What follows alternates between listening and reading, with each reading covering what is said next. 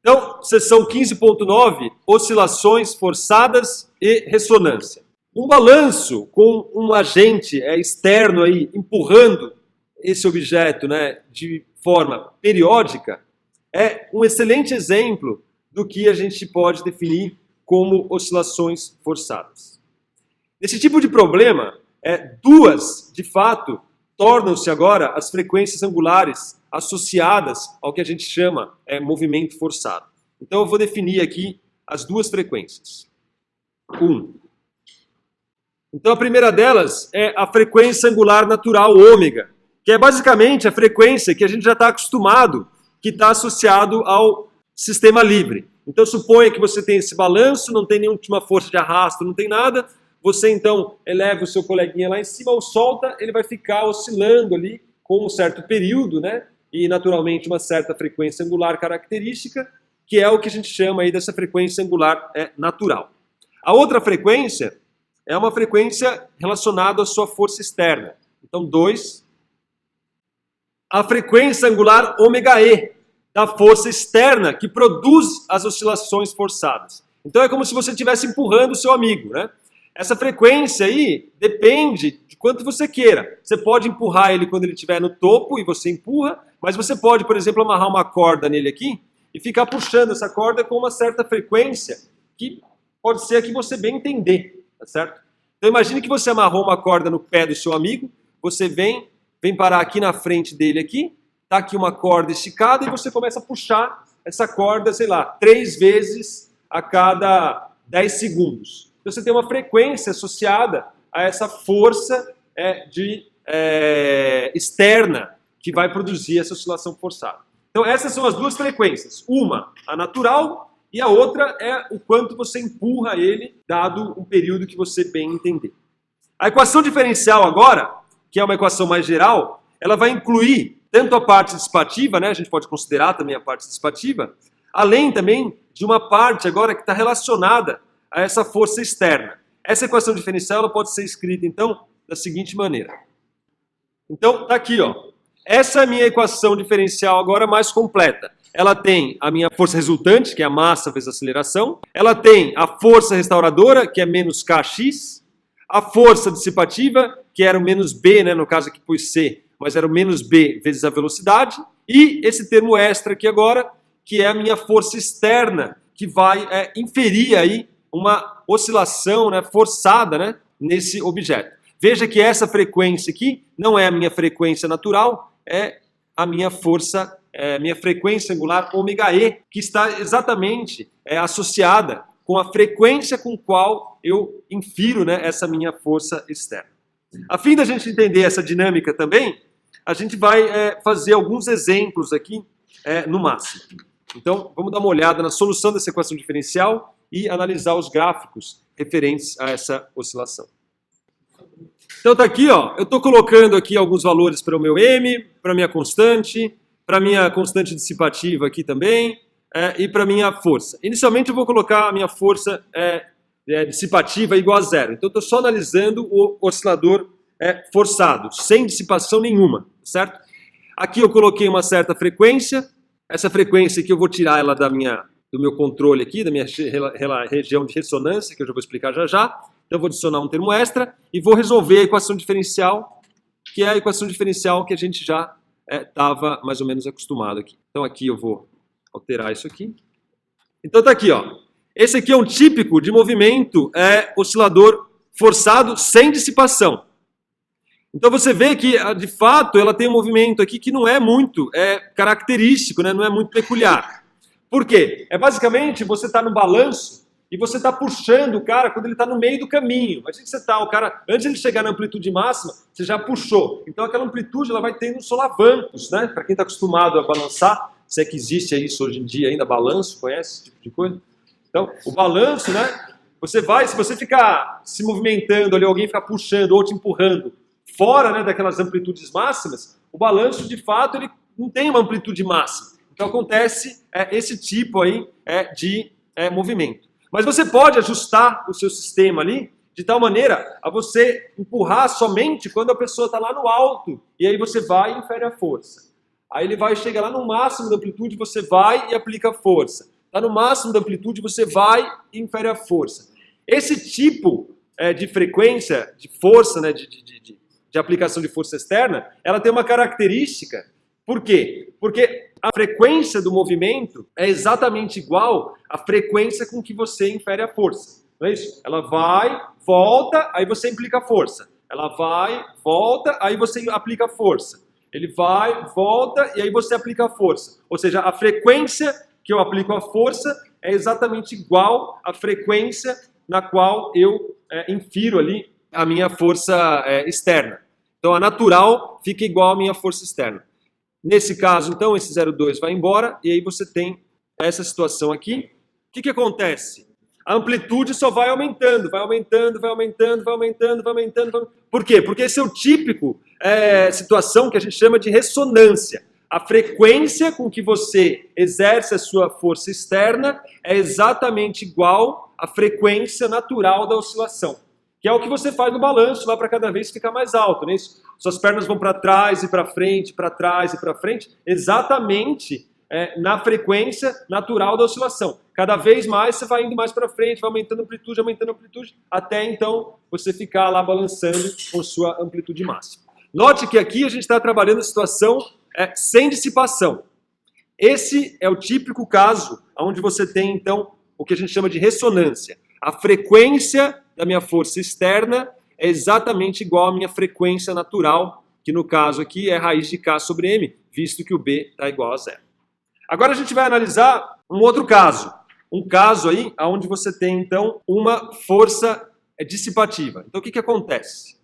Então, estou incluindo aqui uma força dissipativa, vou tirar da ressonância primeiro e vou analisar o comportamento. Então, está aí o comportamento. O que você observa? Você observa que, rapidamente, ela começa a oscilar agora com uma frequência constante, tá certo? Com um período constante. E é exatamente isso que você vai observar. Por isso que o balanço não vai indefinidamente, né, aumentando amplitude, aumentando amplitude, aumentando amplitude. Por mais que você comece a balançar na frequência correta, você chega no limiar ali, porque tem um atrito por trás, e isso faz com que ela chegue num regime de amplitude constante. Isso sempre vai acontecer no sistema aberto, onde você tiver dissipação. Por mais que você coloque uma força externa, ela vai se alcançar ali uma amplitude do movimento, que é uma amplitude constante. Então, por exemplo, eu posso mudar um pouco a minha força aqui, colocar 0,4. Está aqui. Novamente alcançou uma amplitude constante, agora menor. Eu posso colocar, na verdade, menos 0,4, diminuir um pouco. Novamente, uma outra amplitude, e cada uma delas ali com uma amplitude limite aqui, que varia conforme a minha frequência de ressonância. O que acontece se eu começar a aplicar a força na frequência natural, tá certo? Ou seja, se eu pegar e colocar na situação de ressonância, porém com dissipação, o que vai ter de diferente nesse caso? Será que isso aqui vai mudar? Então, vamos analisar. De fato, não muda. Novamente, ele vai alcançar aqui uma amplitude, que é uma amplitude máxima. Com um porém. Quando você ajusta na situação de ressonância, presta atenção no que eu vou falar. Quando você o ajusta na situação de ressonância, essa amplitude estacionária aqui é a máxima que você vai conseguir. Ou seja, vou tirar ele um pouquinho da ressonância. Aqui está por volta do 15, não está? Vou tirar um pouquinho da ressonância aqui, vou pôr menos 0,2. A amplitude vai cair. Caiu para 7. Vou aumentar um pouquinho a minha força. Rodou, caiu de novo. Caiu para 7. Qual é a amplitude máxima que eu vou conseguir alcançar? Qual é a frequência? É exatamente na frequência de ressonância. Quando eu ajustar o meu sistema com a frequência natural, a minha força externa com a minha frequência natural, eu tenho então a região de maior amplitude. Ele sim vai continuar ainda com uma amplitude constante, porém é a máxima que você vai conseguir. No fundo é aproximadamente, está um pouco deslocado, mas você pode considerar como se fosse de fato a minha amplitude máxima. Não tem talvez um valorzinho um pouquinho para a esquerda, um pouquinho para a direita aqui, você consiga aumentar um pouquinho essa amplitude aqui, mas é em torno da frequência natural que você vai conseguir a amplitude máxima do movimento. Note que ele não cresce mais agora indefinidamente, certo? Ela vai ficar ali numa situação estacionária depois de um certo período. Então, como a gente pode observar, né, ó, na situação com ruído, a minha amplitude máxima, deixa eu mudar aqui, a minha amplitude máxima vai ser alcançada quando eu aplicar a minha força externa na mesma frequência da ressonância. Então aqui, ó, você vê que esse aqui é a amplitude máxima que eu consigo. Se eu mudar um pouquinho aqui, a minha amplitude ela já diminui um pouco. Mesmo que eu aumente a minha frequência um pouquinho aqui de oscilação, a frequência, o máximo que eu chego é exatamente quando eu pego e coloco, então, o objeto, aplico minha força externa na frequência natural. Isso, obviamente, considerando o sistema aberto. Então, só para enfatizar, né, se a gente empurrar um balanço com uma frequência angular natural de oscilação, as amplitudes do deslocamento, também a velocidade, vale enfatizar, eles vão atingir aí seus valores elevados. E é algo que a gente já sabe até da nossa infância, né? Que a gente, cada vez que a gente vai fazendo o pé para frente e para trás, se a gente não fizer no tempo certo, as amplitudes não vão ser as máximas. A amplitude máxima você consegue fazendo essas forças externas na mesma frequência da oscilação natural do seu balanço. Vamos dar uma olhada na figura 15.17, onde a gente tem então a variação dessa amplitude máxima aí, do deslocamento de um oscilador para 3 valores distintos de B. Ó, então, é basicamente o que eu estou tentando mostrar, que eu tentei mostrar ali no máximo. Ó. Se você, aqui são 3 Bs diferentes, certo? Um B maior do que o outro. Esse aqui é o maior. Você vê que a amplitude do movimento é máximo, ou está um pouquinho deslocado para a esquerda, porque de fato é aproximadamente quando a minha frequência da força externa é igual à frequência natural, quando dá 1, certo? Você tem praticamente a amplitude máxima. Se você diminuir um pouco a frequência da força ou aumentar um pouquinho a frequência da força, você vê que a amplitude diminui. E isso para qualquer B, né? Se você diminui o B, você consegue amplitudes maiores, mas a maior de todas, né? Por exemplo, na curva vermelha aqui, é quando a minha força externa, a frequência da minha força externa é igual à frequência natural do oscilador. Note então que para os 3 valores de B, a amplitude é de fato, aproximadamente, né? Está um pouquinho deslocado, é máxima para quando o ômega E sobre ômega é igual a 1. E quanto menor o valor de B, né, maior o pico dessa amplitude, como é de se esperar, né, porque menor é a dissipação externa.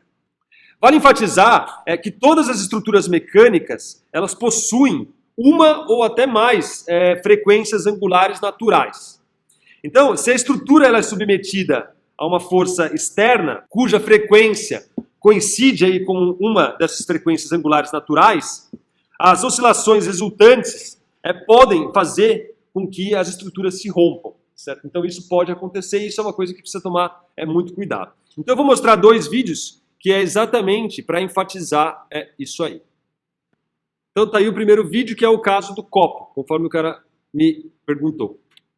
When struck, a wine glass rings at its Ó, aqui ó, é a frequência que ele vai aplicar o som, e aqui é a frequência do copo. Você viu quando ele bateu, ó? frequency. De novo, ó. When struck, a wine glass rings at its natural. Note que a frequência qual é? Ó, para ele dar um comprimento de onda, ó, ele vai daqui até aqui. Aqui, ó. Sobe, desce, sobe. Tá vendo que o pacote se repete daqui até aqui? Então o comprimento de onda desse objeto aqui, né, que é basicamente a frequência, tem 1, 2, 3 unidades, ó. Porque ele vem e volta. Daqui até aqui é o tamanho do comprimento de onda, que é exatamente o tamanho da minha frequência.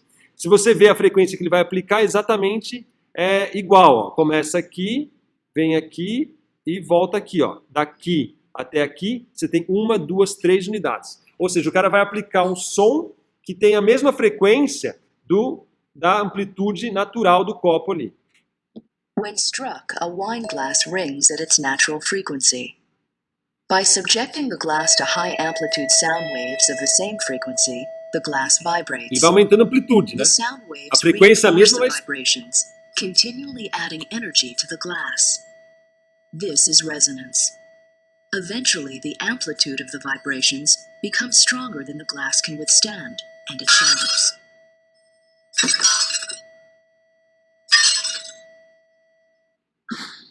Vale enfatizar que mesmo estruturas mais complexas também você pode ter problemas sérios em relação à ressonância.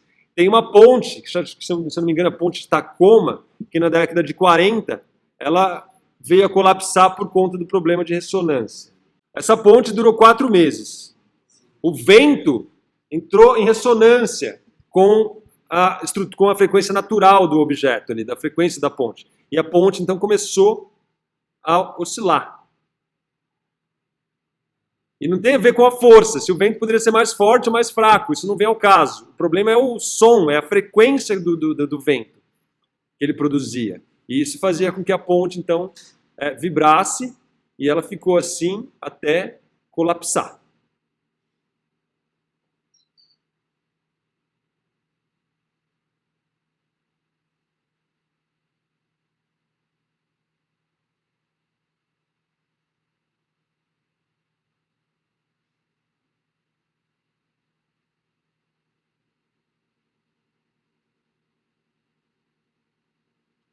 Olha os cabos de sustentação vibrando.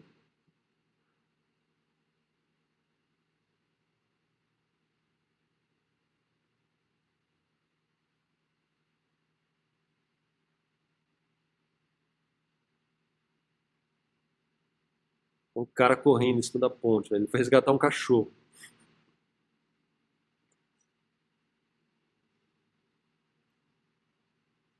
Parece uma gelatina a ponte. E naturalmente que ela não foi feita para suportar esse tipo de oscilação, né? Então, com o tempo aí, logo depois, 4 meses depois de terem feito toda a estrutura, ela cede. Tá aí, ó. Tchau, tchau, ponte. Então, vocês que são engenheiros, né, que estão se formando para serem engenheiros, vale a pena vocês se atentarem a esse tipo de problema. Só para enfatizar mais um exemplo, ó, esse aqui também é interessante, ó, esse aqui é do livro. Então, em 1985, teve um terremoto no México e só os edifícios que eram de altura intermediária que desabaram.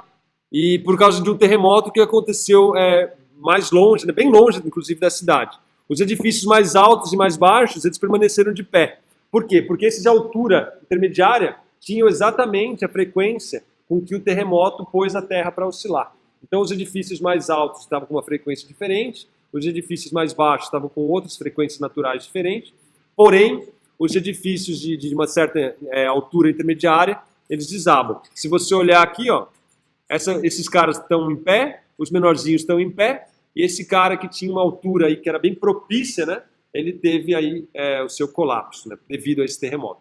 Naturalmente que dependendo do terremoto, a altura do prédio que está sujeito ali a entrar em ressonância vai variar. Então isso não quer dizer que você não pode fazer prédio em altura intermediária. Não é isso. Isso vai depender muito da frequência de oscilação do terremoto.